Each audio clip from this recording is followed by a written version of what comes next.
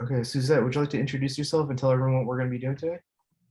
Yeah, my name is Suzette Binford, and I work in the Cognitive Empowerment Program. I've been here at Emory for about 3 years now. My degree is in counseling, and before I came to Emory, I worked at the Alzheimer's Association for 12 years, but I started working with older adults with cognitive impairment in 1993. So I've been doing this a long time, and I absolutely love it. This is really the work that I do is part of my purpose and meaning in life. So that's our topic today. So we'll go ahead and I'm going to share my screen here and we'll get started. And let me start this slideshow.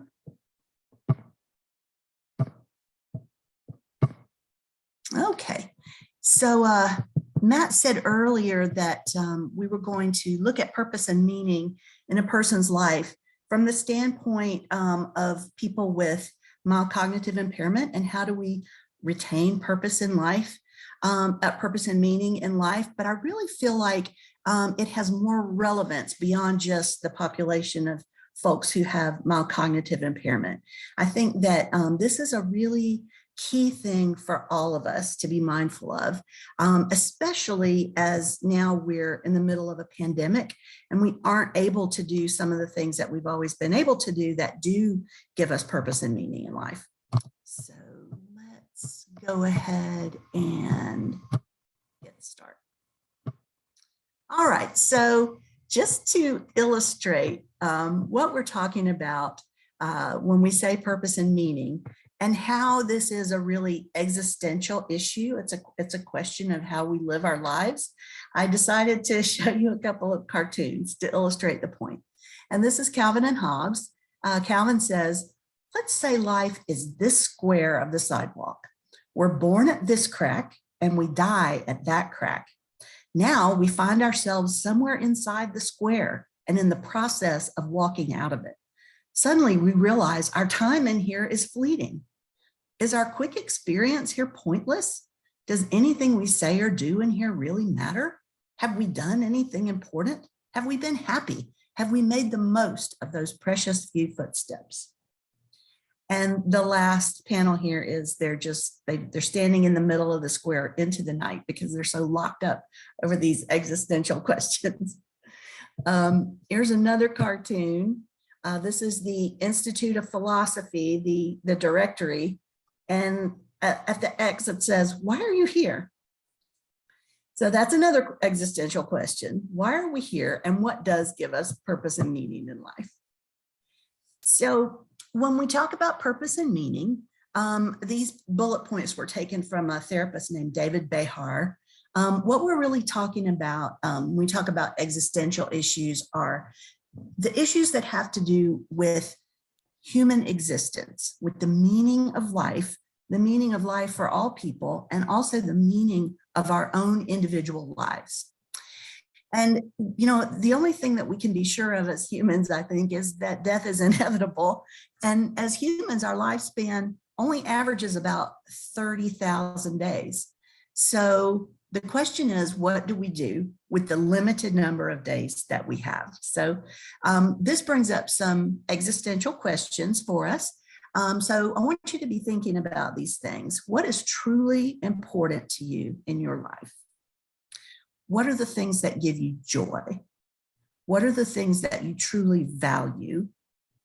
What legacy do you want to leave for folks after you're gone, if any? And how do we get there? How do we accomplish all this? So be thinking about those things.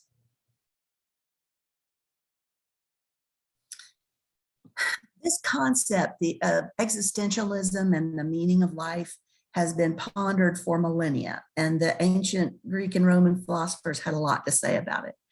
But the modern study of purpose and meaning in life got a rejuvenation from the writings of Viktor Frankl.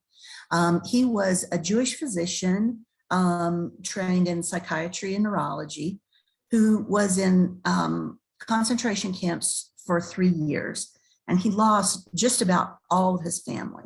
And he believed that what helped him survive was feeling like he had a purpose, and his purpose was to help others around him. And his core belief was that all of us need some kind of purpose in our lives. And in addition to purpose, we also need our lives to have meaning. So purpose would be, why do you get up in the morning and get dressed and do what you do? What are your goals? What do you want outcomes to be? What are you working towards? The meaning part of it is, what does this mean to you as a person? How does it fulfill you internally? What does it mean to you, and how does it nourish you and nourish your spirit? So Viktor Frankl believed that these are basic human needs, purpose and meaning. And he believed that they were just as important as basic needs, like food and exercise and adequate shelter and those things. And there's been quite a bit of research done on this concept of people who report that they have a lot of purpose and meaning in their lives as compared to people who feel like they don't have that. And the studies it's very interesting. They show that having a greater sense of purpose and meaning in life, as you might expect, has benefits for our mental and emotional, psychological health, but also physical benefits. People who report that they have a strong sense of purpose and meaning generally actually live longer and live more healthfully. So in a nutshell, our theory today is that in order to really thrive, human beings need to have things in your life that you're committed to and that you're passionate about. But these things are very different for different people, and they can also be very different for the same people at different times in our lives. So we'll talk about that in a minute. But I love this quote from Picasso about sort of differentiating the meaning and purpose of life. He said, "The meaning of life is to find your gift. The purpose of life is to give it away." So I thought that was a great way to think about it.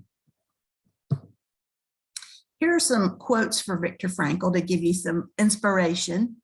Everything can be taken from a man, but one thing, the last of the human freedoms, to choose one's attitude in any given set of circumstances, to choose one's own way.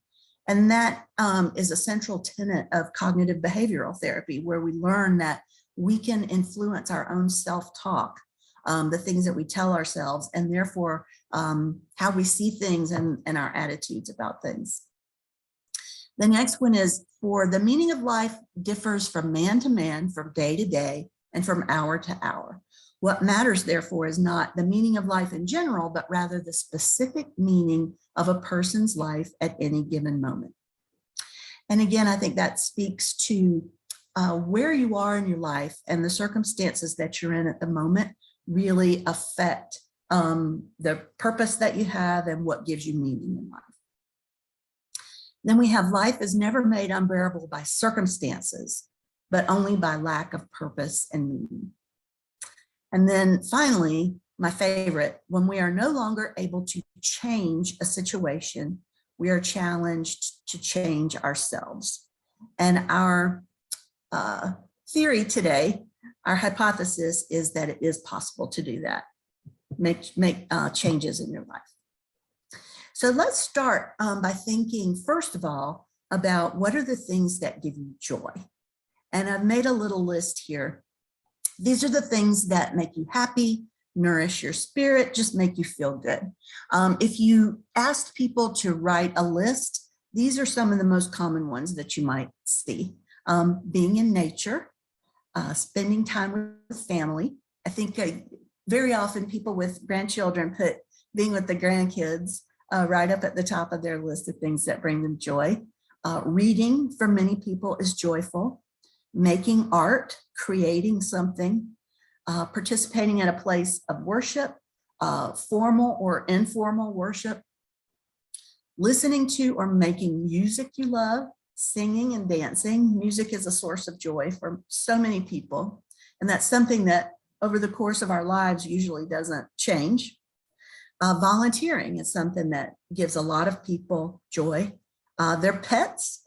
Our pets give us a lot of joy. And if you hear snoring, that's my little dog. He's laying right near me and snores really loudly. Or sports, exercising. Some people really take joy in, if they're a runner or they're a swimmer, and they really love to do those things. They give them joy.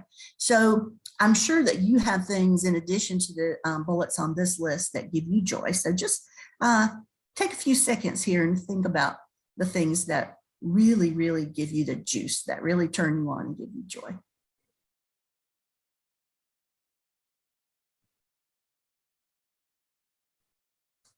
All right, now let's talk a little bit about what gives you purpose and meaning in life. And sometimes when we're talking about these big concepts, we think that these have to be great big things, right? But it can be small things. So your purpose in life might be, to get up and pick up the trash on the road where you live. That's a small thing, but it's very purposeful and it's an important thing. So you can think big on this, or you can think smaller on this. And it can be a very individual thing for you, or your purpose can involve being with other people and doing something as a group.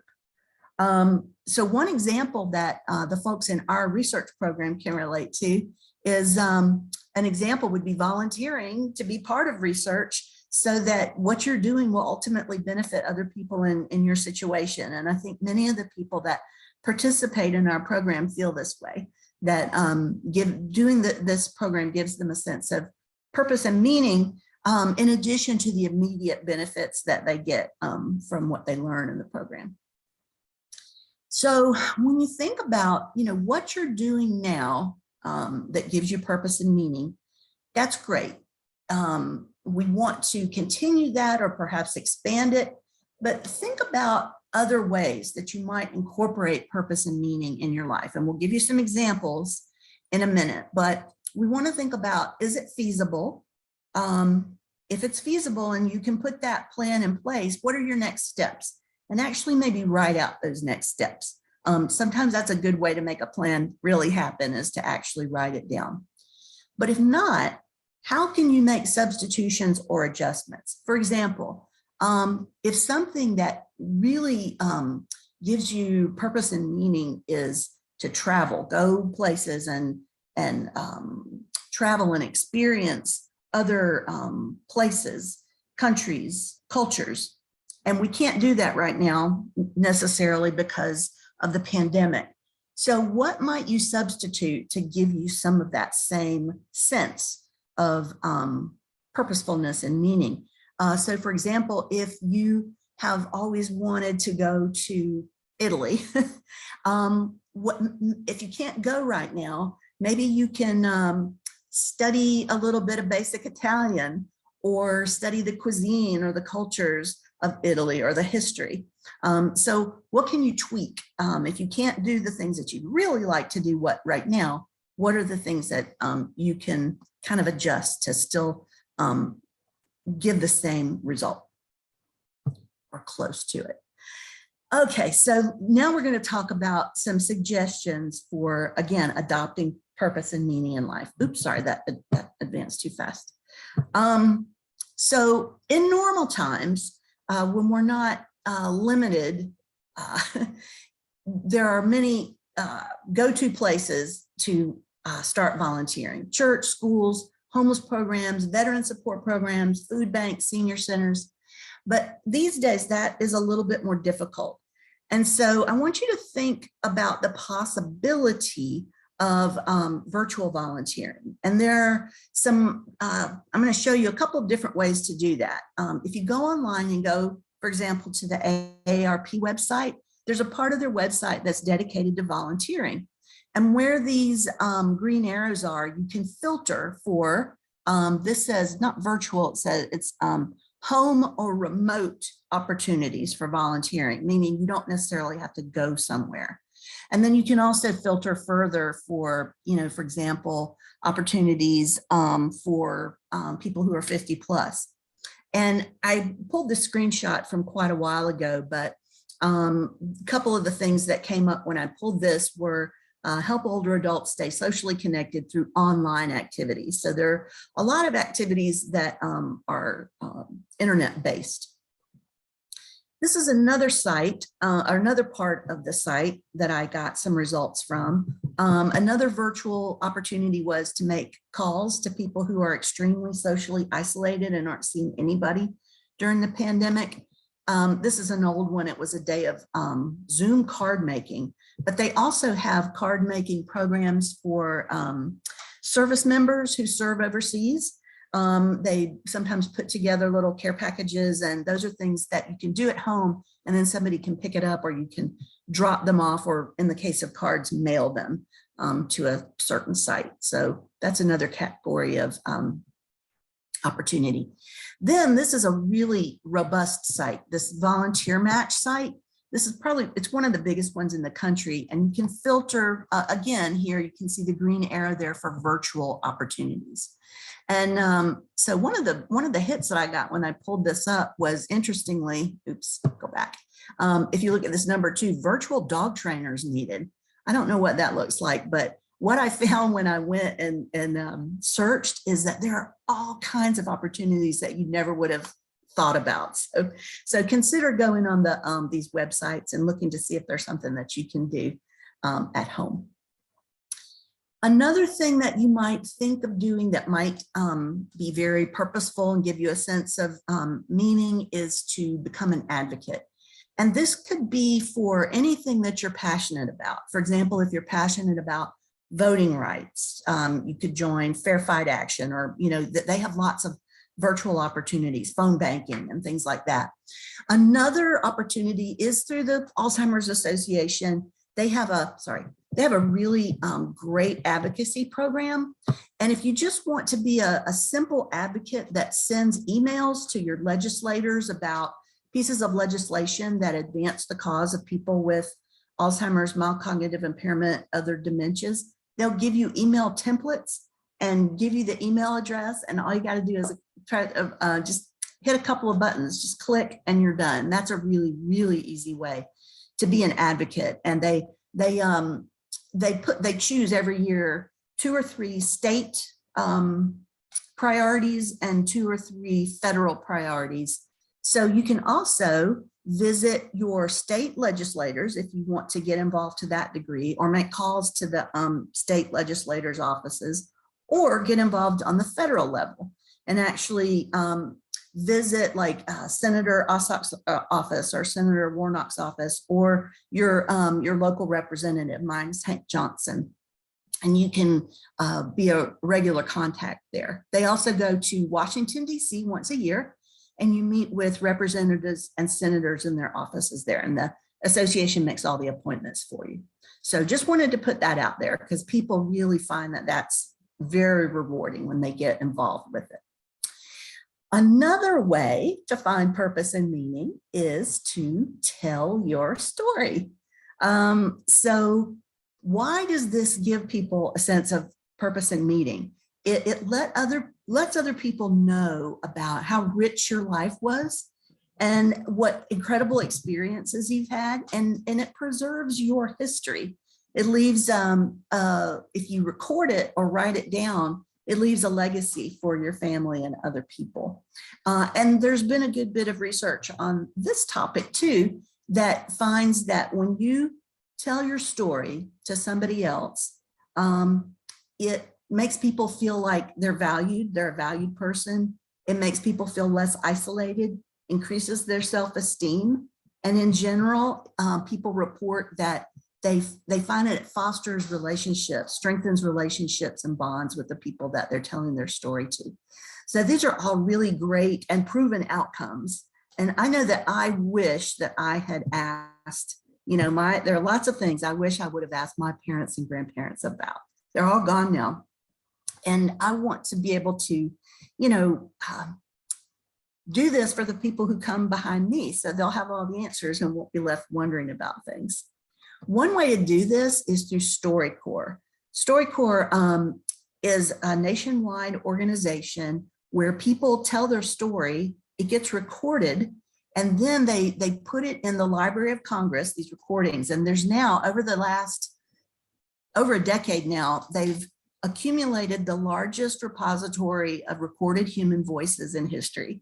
And you can be part of it if you want. So you can record your story and have it in the repository, but also have it for your family and friends. We're lucky in Atlanta, we actually have a physical recording booth at the Atlanta History Center. It's a StoryCorps branch. And I think that they are back to doing this in person right now. The last I checked, they were, but they can also do it by Zoom. If you have a person that you want to do this with and they live in another state, say, the people at StoryCorps can facilitate Zoom recording so that you can still do this. And if you go to this site, I highly encourage it. You can find stories, you can search for different categories of stories. Like you can listen to people talking about their cognitive impairment or their experiences in World War II or in the civil rights movement. It's just absolutely amazing. You can spend hours and hours and hours listening to all these incredible stories.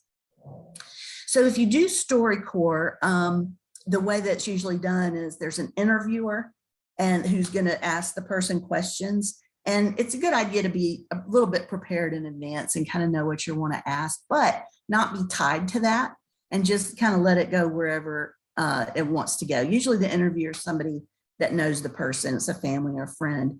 And you can do like a life review. You can say, you know, where were you born? Where did you grow up? Where did you go to school? But it can be really much more loose than that. You can say, you know, you can ask, you know, what are your fondest memories from childhood? What have you learned from your relationships? What advice would you give to us about your relationships? What were you like? What did you find funny? What were your hobbies? When did you first fall in love? What are you proudest of? These are just some suggestions. And if you don't want to do this actually through the StoryCorps staff, there's also an app, a free app that you can download, and it takes you through each one of these steps. You record the encounter, this interview, and then the app makes it really easy to share these recorded stories with friends and family members. So that's something to consider as well. Telling your story. All right, so the next category that we'll look at of things that might give you increased purpose and meaning in life is lifelong learning. And here are a couple of great quotes. The first one is Gandhi: live as if you were going to die tomorrow. Learn as if you were going to live forever. And then Henry Ford said, anyone who stops learning is old, whether at 20 or 80. Anyone who keeps learning stays young. And I love that. And, you know, I say for people often joke with me in our program who have MCI, they say, but Suzette, I might forget it. But that's okay. You know, if you're engaged and interested in learning in the moment and it's fun and interesting, that's the main thing. It's not whether you remember all of it. In case you didn't know, in Georgia, the university system here has a program where if you're 62 or older, you can take classes at no charge. It's a space availability, but I don't think it's too hard to get in. The only thing you have to pay for is like books, you know, miscellaneous fees, that sort of thing. And you have to meet some requirements, and you can't enroll in dental, medical, veterinary, or law school. So there is that, but I know several people who have done this and they just love it. It's fun, it's learning, and inexpensive too.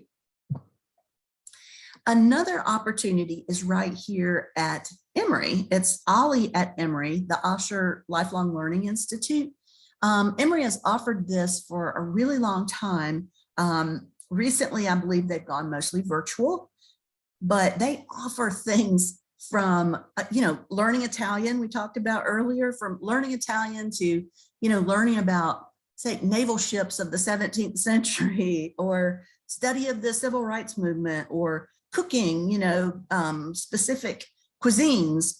So just about any area of interest that you have, Ollie often has a class for you. And if you want to go to the website, you can look and see some of the offerings that they have. There's also something called Senior University Atlanta, which is similar, that you can look up, and they have similar programs.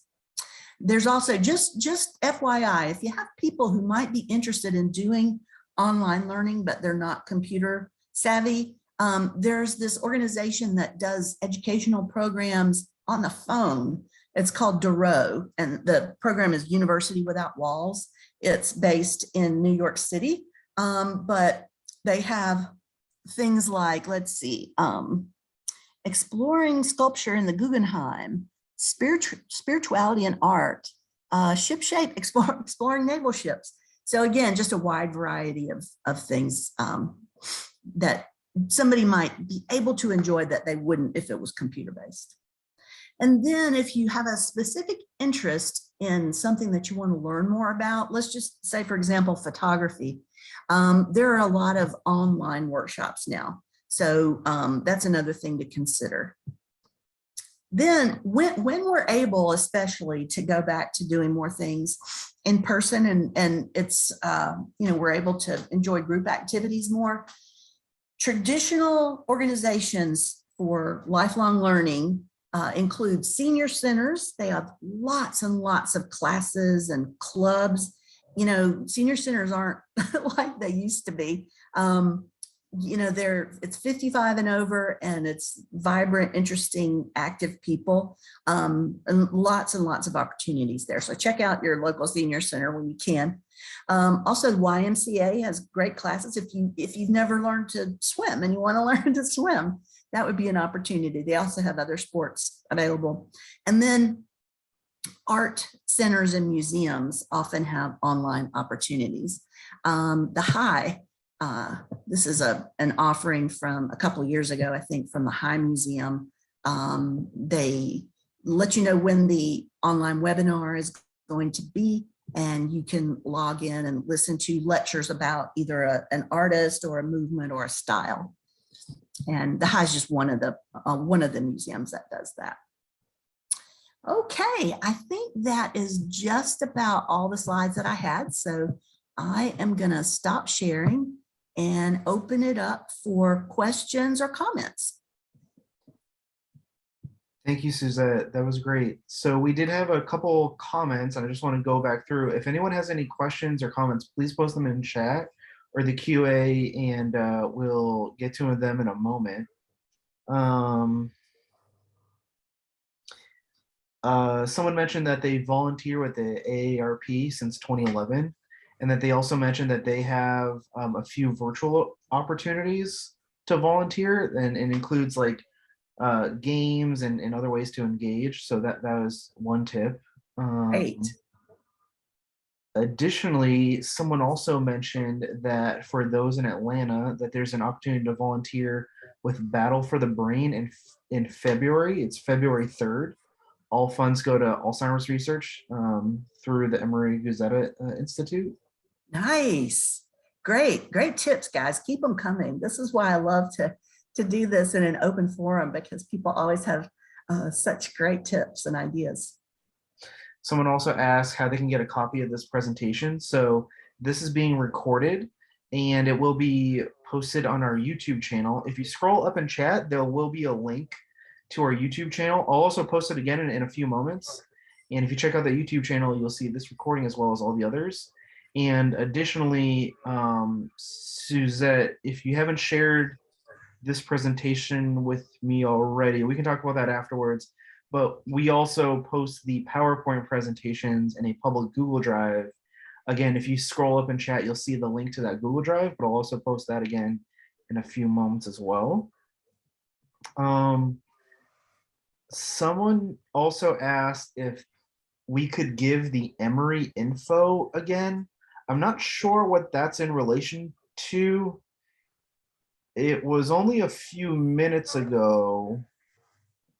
So if you asked for the Emory info, if you could post a clarifying question, then we'll definitely make sure to post the info that you're requesting. Suzette, it definitely seems like a few people really, or multiple people really enjoyed this, so great job.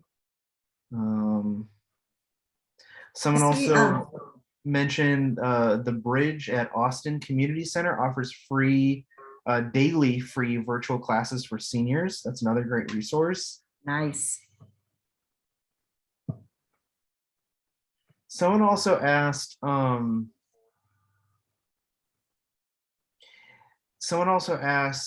for someone that has mild cognitive issues and need to learn how to read or like how to improve any reading skills. Do you know of any programs that might be able to help with that, Suzette? The ability to read is often affected in people with MCI, and it can be either that they can't remember what they've read, and so it's hard to keep track of what you're reading, and it could be sometimes due to visuospatial issues where you actually have kind of problems interpreting what's on the page. I think that's probably a good thing to talk to your doctor about, to see if there are any rehab programs. The Brain Health Center has a rehabilitation program that I think that might be something that either occupational or speech therapists might help with. But one other thing to consider is that many people who are having difficulty reading really like it when other people read to them, or if sometimes people really enjoy like digital books, like what we used to think of as books on tape, books on CD, or if you get a service like Kindle or Spotify, you can download things and listen to them, and that often sort of fills that need for people who enjoy, who used to enjoy reading but can't do it so much anymore. The website for StoryCorps, if you just Google StoryCorps it's either StoryCorps. It's .org. Yep, I just posted it. Oh, great, thank you. And then the Atlanta specific location is storycorps.org/Atlanta. And both of those links were just posted. Yeah, it's at the Atlanta History Center. We're really lucky to have a site here. Someone also, Debbie just also mentioned that the Georgia Library for Accessible Services, I think, might also be a great resource for the learning, Great. the reading skills and everything. So. Awesome. For people that were asking, the link for this recording and in our other previous recordings, those were also posted again in chat. We also had a comment that the Rhodes Scholar has many opportunities to travel or visit online. Nice. That's a great one.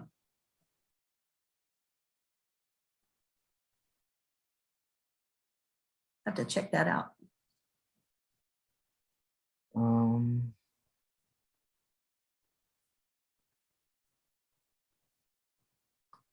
We have some of the suggested referral. Someone also asked again for a copy of some of the suggested referral. So again,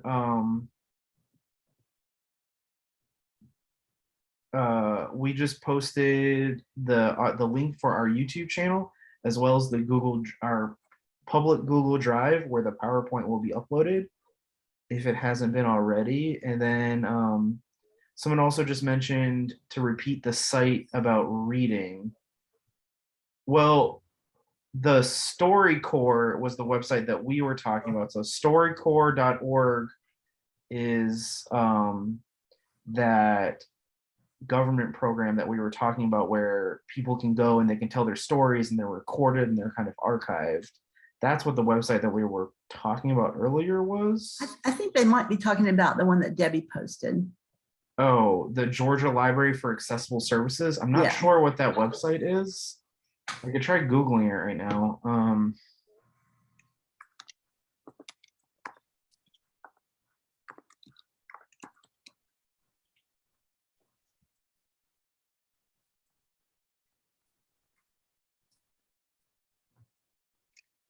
So I think this looks like it. I'll post this in chat. That's the first thing that I could find that seems to be related to the the Georgia Library program. Yep. Yeah, Debbie posted, it looks very similar. Yeah. Yeah. Thanks, guys. We love all these recommendations.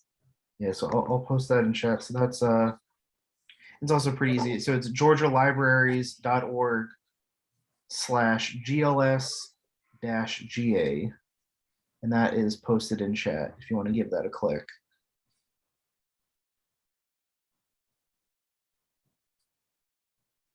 So someone mentioned that they'd love to hear more about traveling. I mean, just going back to stuff that Suzette was talking about, obviously traveling can definitely increase people's sense of community, both in your local community and abroad, and give you a sense of purpose. I think that's a great topic. I think like the traveling is a really interesting topic, and I think that I can definitely talk to some of the other presenters about both the benefits and even challenges of traveling. So that's a great suggestion. Yeah, I just checked out this Road Scholar website, and it looks really great. I encourage you to take a look. I see one that appeals to me right off the bat: educational national park tours. They've got all kinds of categories, but that might be something to look at. Thanks for the suggestion. So if anyone has any other questions or comments, please post them in chat and QA.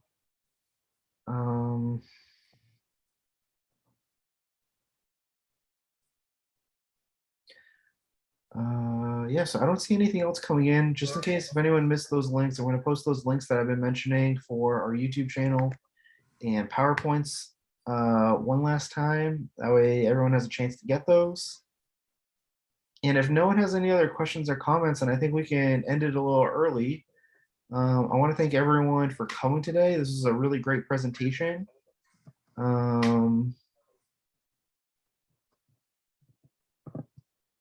So someone just asked how they can get a guest speaker for their senior program. I think the best way to do that would be to contact our research study at empowerment@emory.edu. So that's empowerment@emory.edu. And then that will be forwarded to the appropriate people. I'm guessing that will probably end up towards probably our program director, and maybe we could work something out that way. We don't do a lot of formal guest appearances outside of Emory, but I'm sure we could try and figure something out. So just contact the research team at empowerment@emory.edu, and we might be able to figure something out. So. One other last comment, someone also mentioned that there's a bunch of wonderful podcasts. So podcasts are free. Podcasts are basically just recordings of kind of like talk shows or other sorts of things. And there's all kinds of topics. And I'm sure that all the things that we've been talking about today, you could find a podcast related to very similar content. I would actually be genuinely surprised if the StoryCorps didn't have their own podcast with some highlights from the StoryCorps. Yeah, they probably do.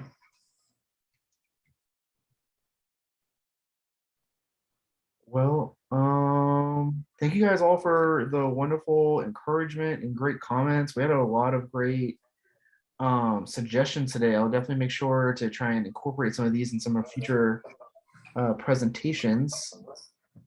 If no one has any other questions, though, like I said, I think we can leave a little early. So if you want to drop off now, then feel free to. Suzette, if you want to just hang out for maybe like 2 more minutes, that way if we have any last minute questions, we can kind of do that. But yeah, sure. Besides that, we'll see everyone next week. Let me just double check who we have scheduled for next week. It looks like on the schedule, we should have, today is the 18th. So next week should be Tai Chi. So we should be doing a Tai Chi workout with Tina. So please join us next week at Tuesday at 3 p.m. And if you'd like to do that, yeah. So someone was also asking about what other fitness programs are upcoming. So today was originally meant to be a Get Active Day. So that is our physical workout with Ayatoni. Unfortunately, we had some staffing issues, like a lot of people right now, and we weren't able to make it. So I want to thank Suzette for filling in today. I know that Ayatoni, I think, then will be coming up pretty soon in a few weeks. So yeah, so next week is going to be Tai Chi, and then we'll be having some more yoga classes, and Tony will be coming back for his class in the next couple weeks. Well, thank you guys all for coming, and yeah, so see you guys all next week.